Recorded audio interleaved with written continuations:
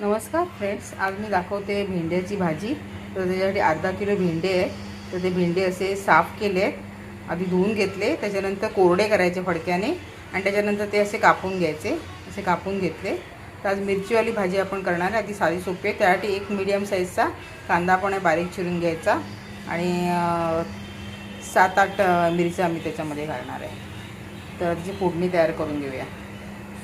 बघा आता कढई ठेवले. कढईमध्ये मी 3 मोठे चमचे तेल घातले, 3 टेबलस्पून, आणि त्याच्यामध्ये अर्धा चमचा मोहरी आणि अर्धा चमचा जिरं घातलं आहे. मी व्हिडिओ काढायला विसरली, आता मी दाखवते. आणि त्याच्यामध्ये पाव छोटा चमचा आपण हिंग घालायचं आहे आणि हे जरा चांगलं तडतडायला द्यायचं.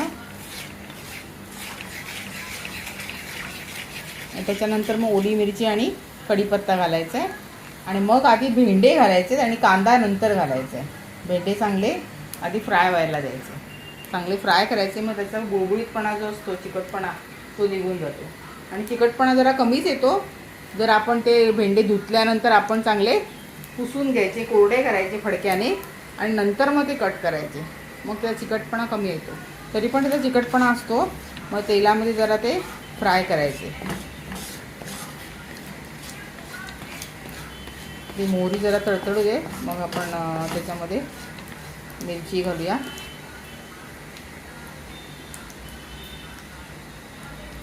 आणि कढीपत्ता घालूया. मोहरी आता तडतडली आहे. आता मी मिरच्या घालते. 7-8 मिरच्या ज्या बारीक चिरून घेतल्या होत्या त्या घालते.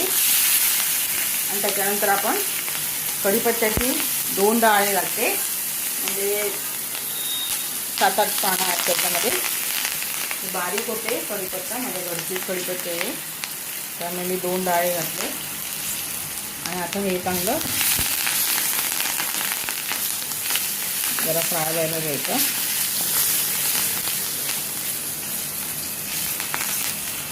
आता गॅस थोडा मंद करूया आपण. आणि त्याच्यामध्ये चिरलेले जे भेंडे आहेत ते सगळे आपण घालायचे.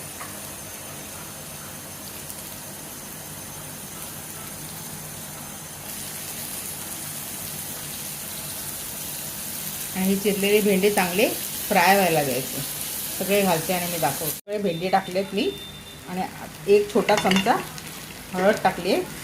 मीठ आपण नंतर टाकूया. आणि थोडा आता परतायला लागला, आपण तो भाजायला लागला की त्याच्यातून असं तो जरा बुळबुळीत होतात. आणि मग ते मोठ्या गॅसवर जरा भाजायचे. आणि त्याच्यामध्ये 2-3 कोकमं टाकायची. कोकम जर नसेल तर अर्धं मोठं लिंबू पिळलं तरी चालतं, किंवा लिंबू पण नसेल तर आपण त्याच्यामध्ये 2 मोठे चमचे टेबलस्पून दही घालू शकतो.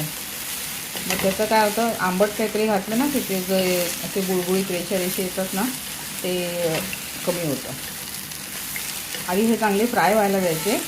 5 मिनटं तरी मी फ्राय करते. आणि नंतर मग त्याच्यामध्ये 4-5 कोकमं टाकते आणि दाखवते. तर आता जी क्वांटिटीसुद्धा जरा कमी झाली आहे. 5 मिनटं झाली. आता मी त्याच्यामध्ये 5-6 जी कोकमं आहेत ती घालते आणि जस्ट थोडंसं ढवळते. आणि आता आपण 1 मोठा जो बारीक चिरलेला कांदा आहे तो घालूया.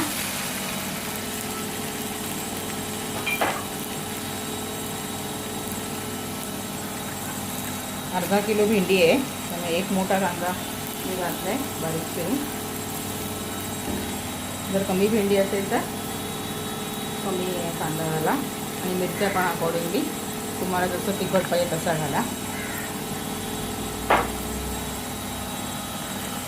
आता हा कांदा पण त्या भेंड्यांबरोबर चांगला फ्राय होणार.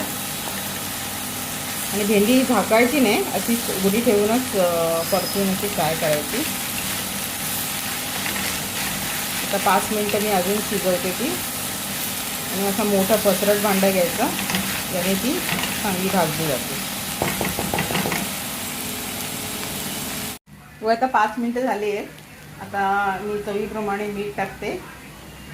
आता मी 1 टीस्पून मीठ टाकते अर्धा किलो भाजीला. आणि थोडंसं पाव चमचा घालते.